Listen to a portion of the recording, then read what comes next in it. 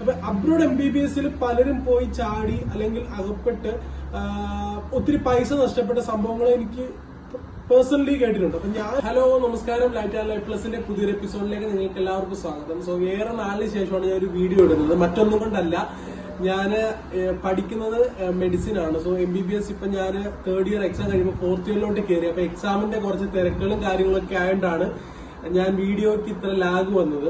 അപ്പൊ ഇന്ന് ഞാൻ ഇതുമായിട്ട് ബന്ധപ്പെട്ട ഒരു റിലേറ്റഡ് ടോപ്പിക്കായിട്ട് ആണ് നിങ്ങളുടെ മുന്നിൽ എത്തിയിരിക്കുന്നത്. കാരണം കരിയർ റിലേറ്റഡ്. നമുക്കറിയാം, ഇന്ന് ഏറ്റവും കൂടുതൽ ആൾക്കാർ അല്ലെങ്കിൽ ആഗ്രഹിക്കുന്ന ഒരു മേഖലയാണ് മെഡിക്കൽ ഫീൽഡ്. മെഡിക്കൽ ഫീൽഡിൽ തന്നെ ഡോക്ടർ ആവുക എന്നുള്ളത് എല്ലാവരുടെയും സ്വപ്നമാണ്. അപ്പം എന്റെ ഒരു അനുഭവത്തിൽ നിന്ന് ഞാൻ നിങ്ങൾക്ക് കുറച്ച് കാര്യങ്ങൾ ഷെയർ ചെയ്യാൻ വേണ്ടിയിട്ടാണ് ഞാൻ ഇന്ന് വന്നിരിക്കുന്നത്. നമുക്കറിയാം, ഡോക്ടർ ആവുന്ന പറയുമ്പോൾ നമുക്ക് രണ്ട് ഓപ്ഷൻസ് ആണ്. +2 കഴിയുമ്പോൾ നമ്മുടെ മനസ്സിലേക്ക് അല്ലെങ്കിൽ നീറ്റ് എക്സാം കഴിയുമ്പോൾ നമ്മുടെ മനസ്സിലേക്ക് വരുന്ന രണ്ട് ഓപ്ഷൻസ് ആണ്. ഒന്നേ നമ്മുടെ നീറ്റ് റിസൾട്ട് വന്നിട്ട് നാട്ടിൽ പഠിക്കുക, അല്ലെങ്കിൽ അബ്രോഡ് പോയി MBBS ചെയ്യുക. അപ്പൊ അബ്രോഡ് MBBS പലരും പോയി ചാടി അല്ലെങ്കിൽ അകപ്പെട്ട് ഒത്തിരി പൈസ നഷ്ടപ്പെട്ട സംഭവങ്ങൾ എനിക്ക് പേഴ്സണലി കേട്ടിട്ടുണ്ട്. അപ്പൊ ഞാനിവിടെ അബ്രോഡ്, അതായത് ഞാൻ ഡിഗ്രിക്ക് ശേഷം MBBS ചൂസ് ചെയ്തത്. അപ്പൊ ഏതൊരു കൺട്രി ചൂസ് ചെയ്യണം, അതിനെപ്പറ്റി ഒരു കൂടുതൽ കാര്യങ്ങൾ ഞാൻ പല ഗൂഗിളിലൂടെയും മറ്റു കാര്യങ്ങളിലൂടെയും പഠിച്ചാണ് ഞാൻ ഈ ഒരു കോളേജ് സെലക്ട് ചെയ്തത്. പല ഏജന്റുമാർ നമ്മളെ സമീപിക്കും, നിങ്ങൾക്ക് നല്ലൊരു ഓപ്ഷൻസ് യൂണിവേഴ്സിറ്റി ഏതാണ്. പക്ഷേ എനിക്ക് പേഴ്സണലി സജസ്റ്റ് ചെയ്യാൻ നിങ്ങൾക്ക് ഒത്തിരി കാര്യങ്ങളുണ്ട്. നിങ്ങൾ എന്നെ പേഴ്സണലായിട്ട് നിങ്ങൾ കോൺടാക്ട് ചെയ്യുകയാണെങ്കിൽ ഞാൻ എന്റെ നമ്പർ ഞാൻ ഇതിന്റെ കൂടെ കൊടുത്തേക്കാം. നിങ്ങൾക്ക് വേണ്ടുന്ന ഒരു ഗൈഡൻസ് എനിക്ക് തരാൻ പറ്റും. കാരണം എന്റെ 4 വർഷത്തെ ഒരു മെഡിക്കൽ ലൈഫിൽ നിങ്ങൾ മെഡിക്കൽ ചൂസ് ചെയ്ത നിങ്ങളുടെ ഭാവി എങ്ങനെയായിരിക്കും, നിങ്ങളുടെ തൊഴിലവസരങ്ങൾ എന്തൊക്കെയാണ്, അല്ലെങ്കിൽ അബ്രോഡ് പഠിച്ചു കഴിഞ്ഞാൽ നാട്ടിൽ വർക്ക് ചെയ്യാൻ പറ്റുമോ, അല്ലെങ്കിൽ വേറെ കൺട്രിയിലോട്ട് പോകുന്നതിന് ലൈസൻസിങ് എക്സാംസ് ഉണ്ടോ, ഇങ്ങനെയുള്ള കുറച്ചേറെ ഡൗട്ട്സ് എനിക്ക് ഈ വീഡിയോയിൽ എല്ലാ കാര്യങ്ങളും ഇൻക്ലൂഡ് ചെയ്യാൻ പറ്റുന്നില്ല. അതുകൊണ്ട് നിങ്ങൾക്ക് പേഴ്സണലി ഈ ഒരു മെഡിക്കൽ ഫീൽഡിലേക്ക് പോകാനാണ് താല്പര്യമെങ്കിൽ, നിങ്ങളുടെ മനസ്സിൽ ഇത്രത്തോളം ഡൗട്ടുകൾ ഉണ്ടെന്നുണ്ടെങ്കിൽ നിങ്ങൾക്ക് തീർച്ചയായിട്ടും എന്നെ കോൺടാക്ട് ചെയ്യാം.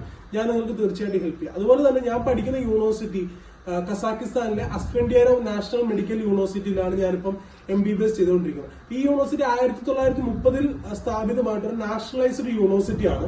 അപ്പൊ ഈ യൂണിവേഴ്സിറ്റിയെ പറ്റി കൂടുതൽ കാര്യങ്ങൾ അറിയണമെങ്കിൽ, കാരണം ഇവിടെ ഞാൻ ഫീൽ ചെയ്തതിൽ വെച്ച് എന്റെ മെഡിക്കൽ കരിയറിൽ എനിക്ക് നല്ലൊരു എക്സ്പോഷർ കിട്ടിയ യൂണിവേഴ്സിറ്റിയാണ് അസ്ഫൻഡിയാനോവ് നാഷണൽ മെഡിക്കൽ യൂണിവേഴ്സിറ്റി.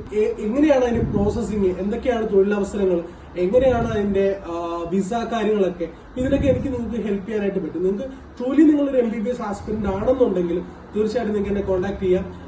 ഞാൻ ഇവിടെ എന്റെ യൂണിവേഴ്സിറ്റിയെ പറ്റി കാര്യങ്ങൾ കൂടുതലായി നിങ്ങൾക്ക് പറഞ്ഞു തരാം. എന്തൊക്കെയാണ് ഡൂസ് ആൻഡ് ഡോൺസ്, എന്തൊക്കെ നിങ്ങൾ ചെയ്യുക, അല്ലെങ്കിൽ വരണ്ടാത്ത കാര്യം, അല്ലെങ്കിൽ എന്തൊക്കെ ഫേസ് ചെയ്യേണ്ടതായിട്ട് വരും, തുറന്നു പറയാം. ഏജന്റ് ഒരിക്കലും നിങ്ങളുടെ അടുത്ത് തുറന്നു പറയത്തില്ല.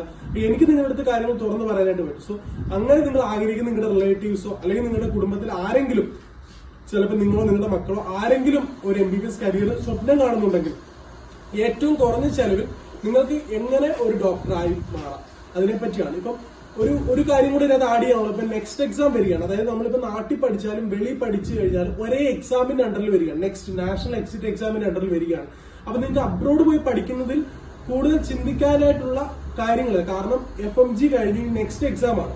അപ്പൊ നിങ്ങൾക്ക് അതിനകത്ത് വേണ്ടുന്ന എങ്ങനെയാണ് അതിന് എലിജിബിൾ ആണോ, ഏതൊക്കെ യൂണിവേഴ്സിറ്റീസ് NMC അപ്രൂവ്ഡ് ആണ്, ഇങ്ങനെയുള്ള കാര്യങ്ങൾ ഞാൻ നിങ്ങൾക്ക് ഹെൽപ്പ് ചെയ്യാനായിട്ട് പറ്റും. അപ്പോൾ ഇതുമായിട്ട് ബന്ധപ്പെട്ട കാര്യങ്ങൾ ഡൗട്ട്സ് ഉണ്ടെങ്കിൽ എന്റെ ഈ കാണുന്ന നമ്പറിൽ കോൺടാക്ട് ചെയ്ത് കഴിഞ്ഞാൽ ഞാൻ തീർച്ചയായിട്ടും നിങ്ങളെ ഹെൽപ്പ് ചെയ്യാം. അഡ്മിഷൻ നിങ്ങളെ സഹായിക്കാം, അല്ലെങ്കിൽ എന്തൊക്കെയാണ് കരിയർ ബിൽഡപ്പ് ചെയ്യേണ്ടതെന്ന്, നിങ്ങൾ ചെയ്യേണ്ട കാര്യങ്ങൾ എന്തൊക്കെയാണെന്ന് നിങ്ങൾക്ക് സഹായിക്കാം. സോ എന്റെ വീഡിയോ ഇത്രയേ ഉള്ളൂ. കൂടുതൽ കാര്യങ്ങൾ നിങ്ങൾക്ക് ഷെയർ ചെയ്യുന്നതായിരിക്കും. പുതിയൊരു വീഡിയോ ആയിട്ട് നമുക്ക് കാണാം. Goodbye.